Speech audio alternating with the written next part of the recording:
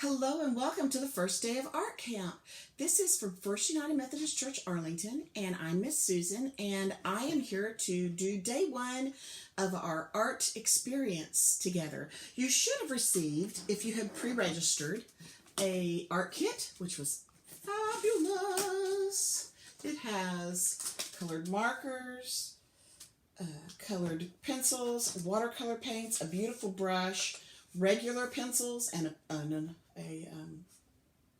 sharpener, oil pastels, and it comes in this great little box. But that's not all, as Vanna White would say.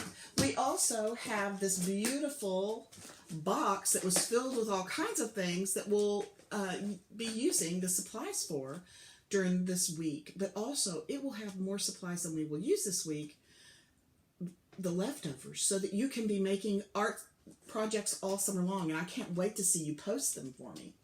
The very first thing that we're going to do is called a God's eye.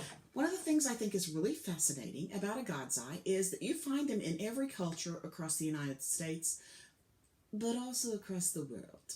So it's really interesting that something in art has spread all over the world, and it comes from ancient times. And a God's eye is because it looks kind of like an eye at the center when we finish it, as if God is watching us, which is true. Anyway, so what we're going to look for is this in our box, in our shoebox, and there should be a baggie of yarn.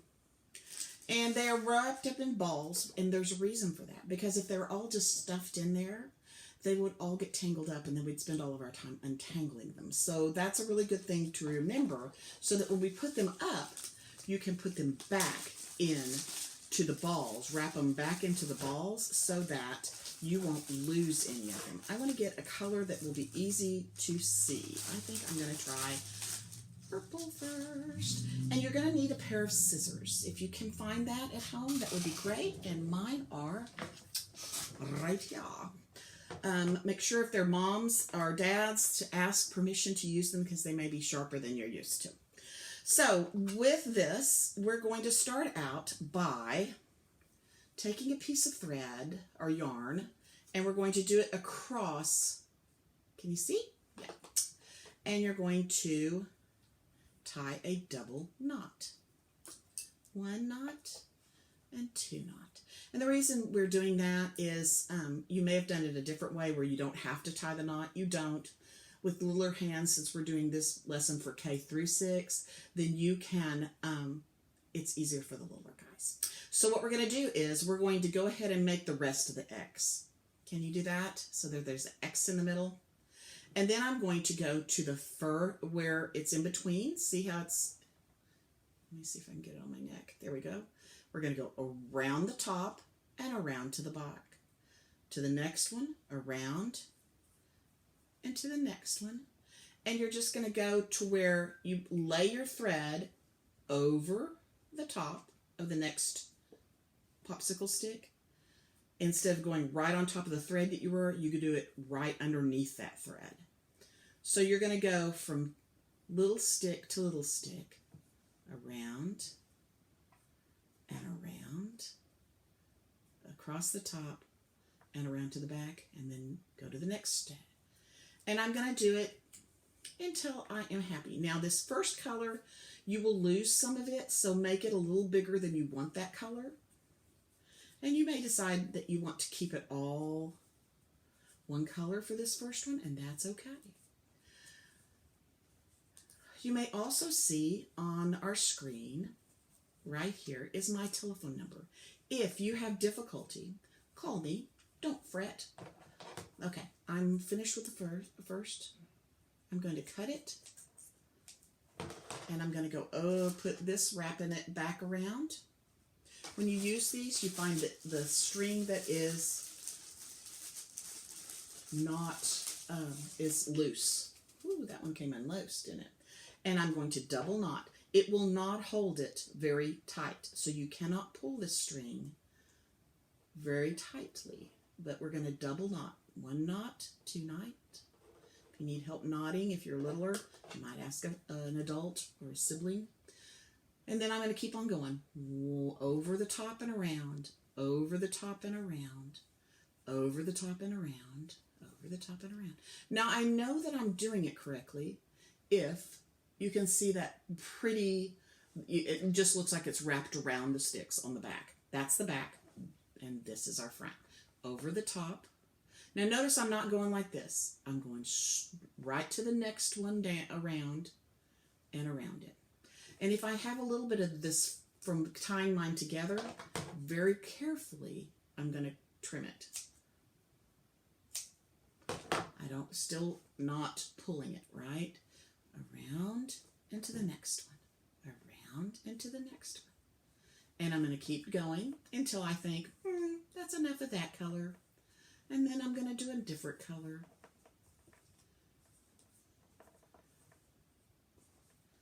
I'm going to do about 10, let's see, 5 times around.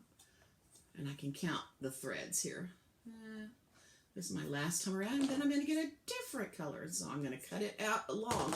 I don't wait till I'm finished with my thread, because if I do that, then I don't have enough to tie them together again. So now I am going to get, and on this project, we have some that are like feathery. They're called eyelash. And we have some that's big and purple. I would not use that. I would just use normal yarn on this. Okay, double knotted it. I've got the ends right here. I'm going to trim close, not too close, because we can sneak it underneath. Okay, and then we stopped here, around and around and around, over the top and around, over the top and around, over the top and around, top and around, over the top and around. And see how the little knot is on top? All I'm going to do is push it with my fingers underneath, and then we won't see it. And it should stay. Now, I'm going to do this about 2 or 3 more times. I don't want to go to the very end. I'm going across the top and around, and across the top and around. Your sticks hopefully will be fairly close in the same size. And I am going to call that one finished. So I am going to cut it about the length of my hand, and I'm going to come around, and I'm going to double knot it onto the last stick that I was at. And that's going to give me enough string to make a little hanging piece. And this would be a nice little thing to give someone that you love, to let them know that God is thinking about them. Father's Day is coming up, so the special person that represents Dad in your family, or a parent that you want to give it to, would be a great idea. Just letting them know that God is there. God is there thinking about them and loving them. Now, here is a deal. I gave you 6 extra sticks. Why would I give you 6 extra sticks? Well, sometimes this, for the older kids, is fun, and they really get it, and they want to make a big one. You can make it longer by just adding the 2 sticks in the center, boink, boink, and then with a hot glue gun or tape, you could tape around the connecting part. You can make a larger one, and so it could be a big one.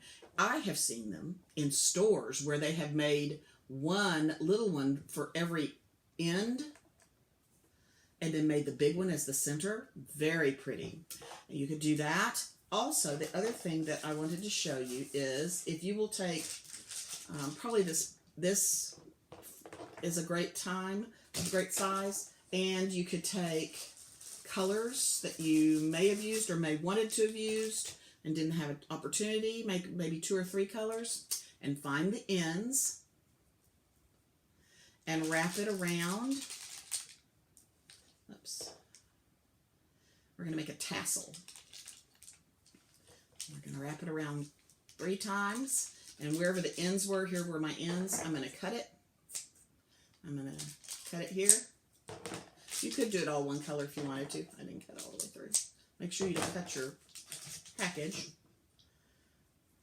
I'm going to find the middle, and I'm going to pull one of these out, or use maybe another piece, and I'm going to tie it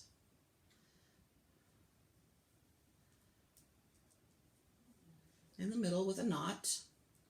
And let them all come back down. And then I'm going to cut another little piece.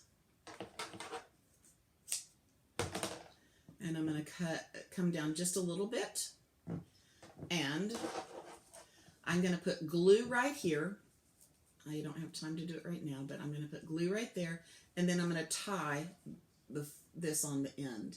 I might put it on all 3 ends and leave the top plain. If you have beads, you could do beads on it.